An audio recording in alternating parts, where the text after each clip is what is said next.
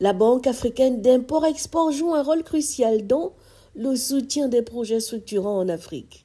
Son approche repose sur 2 critères rigoureux, notamment la confiance et la crédibilité du pays ainsi que celle de son leader. Au cours de cette 32e assemblée annuelle d'Afreximbank, notre pays, le Gabon, a signé 2 conventions avec l'institution bancaire. Le premier est destiné à la transformation locale du manganèse, au renforcement de l'offre énergétique, la création d'une nouvelle ligne ferroviaire. Le deuxième, un financement additionnel pour la construction de 3 centrales énergétiques à Libreville, Port-Gentil et Lambaréné. Le président de la République avait annoncé 3 projets majeurs pour notre pays.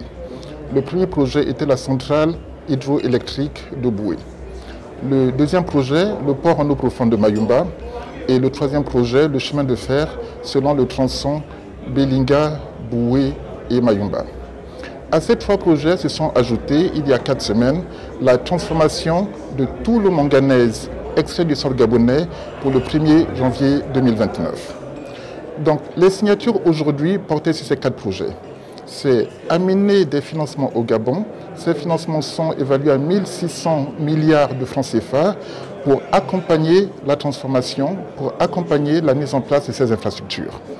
Il nous faudra plus d'argent, c'est vrai. Donc l'ensemble des projets que nous évaluons sont entre 15 000 et 18 000 milliards de francs CFA. Mais nous avons un excellent début aujourd'hui avec Afreximbank, qui est l'une des organisations financières panafricaines les mieux reconnues.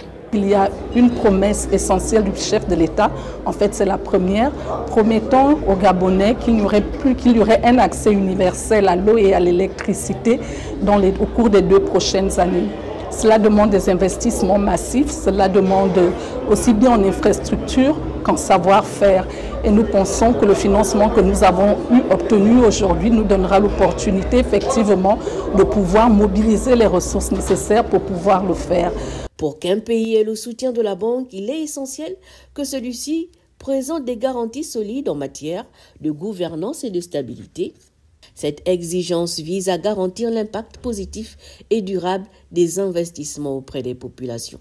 C'est une victoire diplomatique pour le président d'abord parce que ça correspond au pilier de développement qu'il a mis en place. Vous avez vu que le premier pilier, on parle d'énergie, on parle d'infrastructure, on parle de transformation de l'or et de manganèse. Ça dit sur le président. Donc nous travaillons pour que le projet du président puisse être réalisé dans les délais prévus et les indications que nous avons données.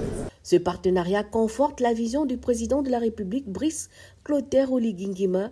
Ce protocole d'accord prend forme au moment où les mines de Baniaka et de Belinga rentrent en production, sans oublier la transformation locale à 100% du manganèse extrait sur le territoire national d'ici à 2029.